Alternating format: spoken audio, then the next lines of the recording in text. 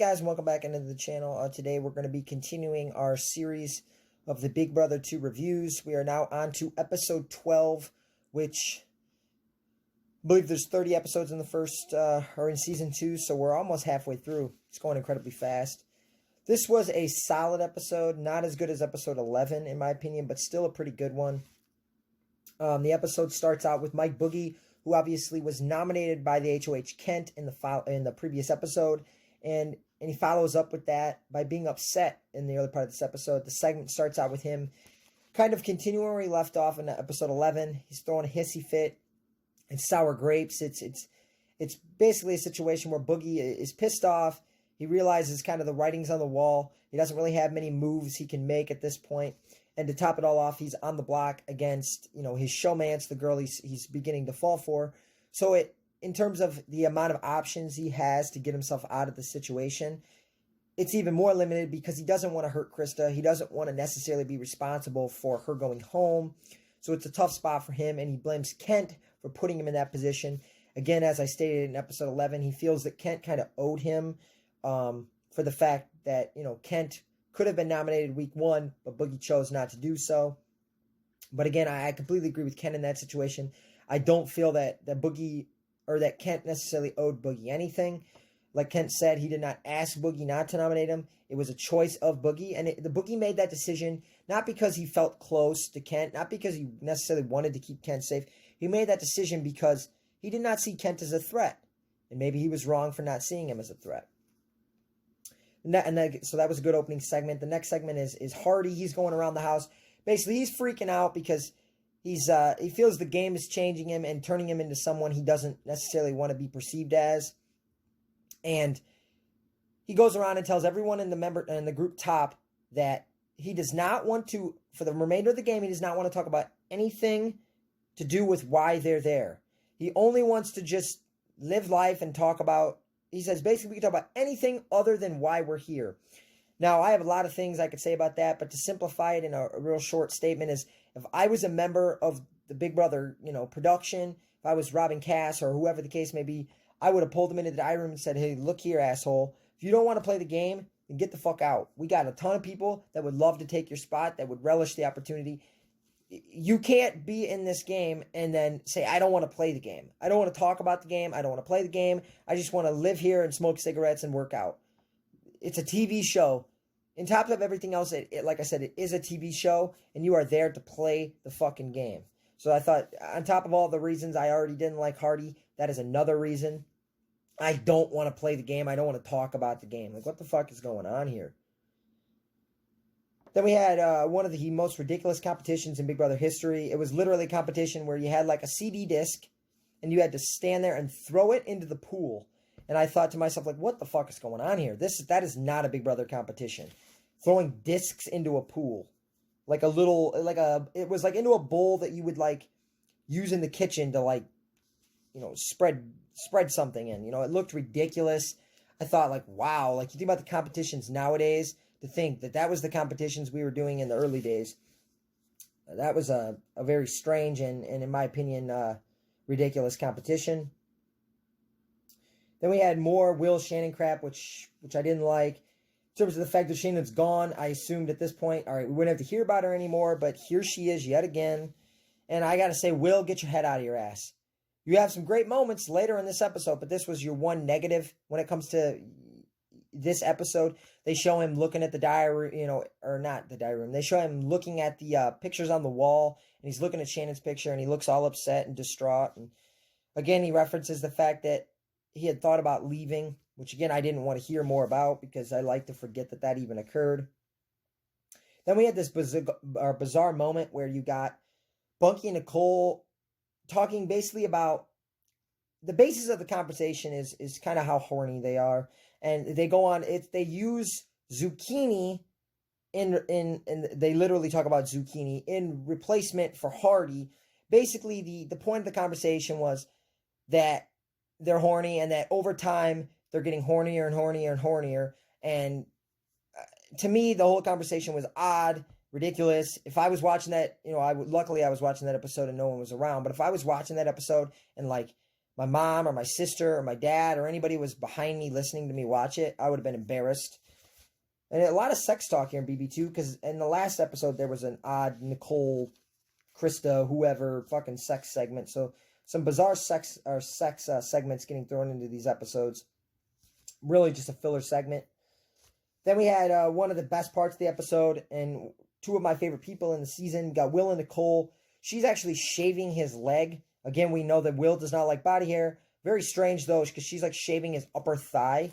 And basically the point of this is Will is wanting to know if there's any way he can save Boogie. And he comes across really good, I thought, during this segment. He does a good job of like trying to get information, trying to persuade her, but then again, he's not being too pushy. It's not coming off as like totally antagonistic. Like I thought he came across in a good way in this segment. And he obviously, Nicole does say there is a way to save Boogie, so it gives him some sort of hope, and he's going to obviously, take that information and give it to Boogie. Then we had Hardy wins the Team America, or not Team America, I'm thinking BB16. He wins America's Choice thing, which again, I'm assuming there must have been a bunch of 14 to 18-year-old girls voting for this, because otherwise I have no idea why the fuck Hardy would win anything. But he wins a phone call from home. He talks to his grandma. He cries. What the fuck ever. I don't like Hardy, and I think he's fake. Didn't enjoy this segment. Then we have another filler segment, the house guests talking about haunted spirits. They ultimately play they play with the Ouija board, and that's another filler segment. I mean, it was mildly entertaining, but again, it was filler. And so this is what happens in the early seasons when you don't have a veto competition. There's a lot less things, so there's more filler involved in these episodes. They do a good job of making the filler at least mildly entertaining, but some are obviously better than others. And then we have Will. He's going to Boogie now, and he's trying to convince Boogie, and this was the best part of the episode, trying to convince Boogie to agree to make an alliance with him and Nicole, which is obviously something Boogie's been working on for a while. Boogie is not 100% receptive to this idea, in large part because he feels that if this works, he teams up with Will, he teams up with Nicole, and Krista goes home, which obviously if he stays, that's the result, that's the only other option that can happen. He does not want to feel responsible for sending Krista home. And like he says, if this happens, he will be not only somewhat responsible, he will be directly responsible. So he's not entirely receptive to the idea. But Will, as Will can always do, is able to convince Boogie, like, look, he actually uses a really good comparison. He says, look, I love Shannon. That's what Will says. And not me, I fucking hate her. But Will says he loves Shannon. And he says, look, like when Shannon first left the house, I was a little upset.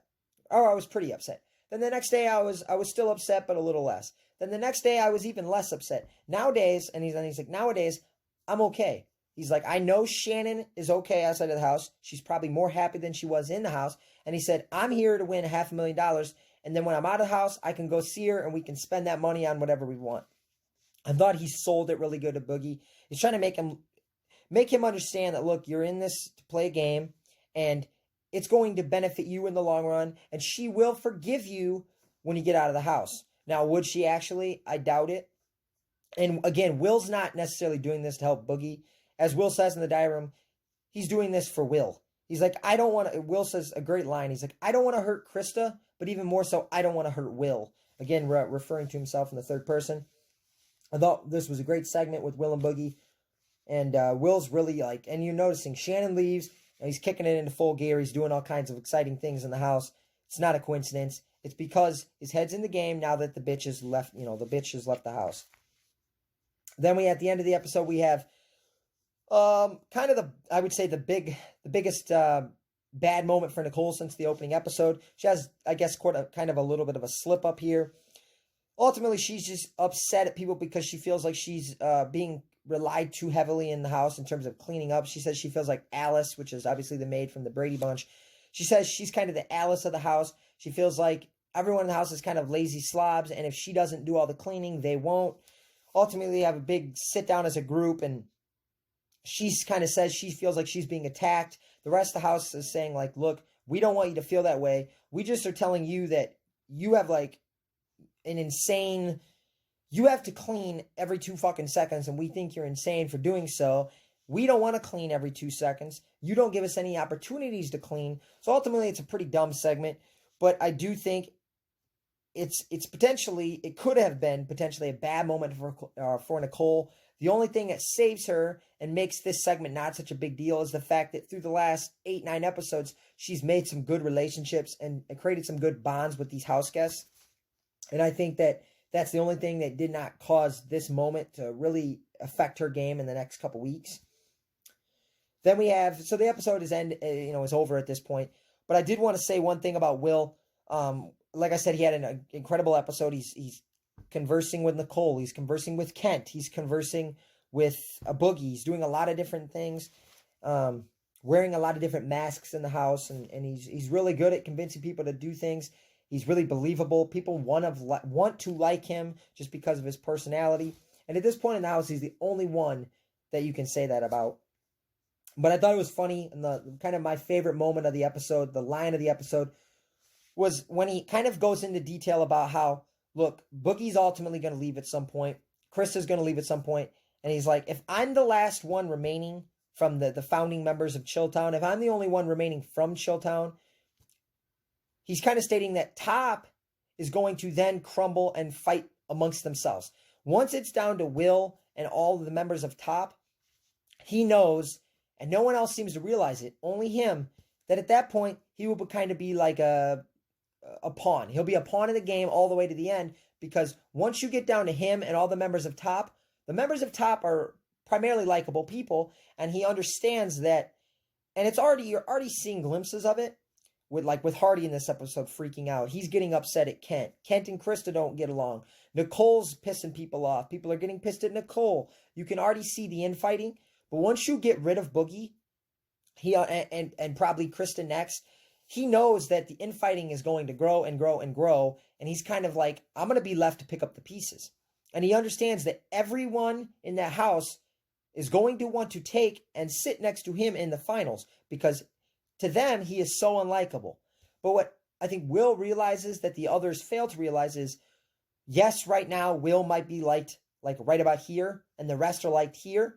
But let's say Boogie leaves, Krista leaves, okay? So here's Boogie, and here's Will, and here's all the members of Top in terms of their likability. Well, what happens when the infighting begins? Bunky, say he wins HOH, he evicts Hardy. Then Nicole wins HOH, evicts Monica. What happens is that's going to create animosity among the group. So all those people that are in Top, their likability is going to go like this. It's going to come down. And ultimately, at some point, Will end up being ahead of them, just simply due to the fact that when the infighting begins between the members of Top, they will not like each other the way they like each other now. And I don't understand why they don't understand that. Will seems to be the only one that gets that.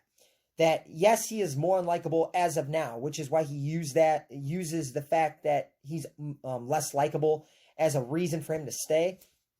I think he knows that that's going to change. And he makes a great quote in this episode when he says, he refers to Top and the impending doom of them as the Smokers' Civil War. And I thought that was an incredible way to reference it. Honestly, I feel like that should be the title of this episode. The impending Smokers' Civil War. I thought that was great. And like I said, Will had an incredible episode. No doubt he was the MVP of this episode. And like I said, there was some filler that I didn't love, but because of Will and all the things he did in this episode, I found it to be a pretty entertaining episode, to say the least. But, yeah, we're on to episode 13, guys. I'll be back with my review of episode 13 later today. Don't forget to like, comment, and subscribe. Appreciate it very much, and thanks, guys. I'm out.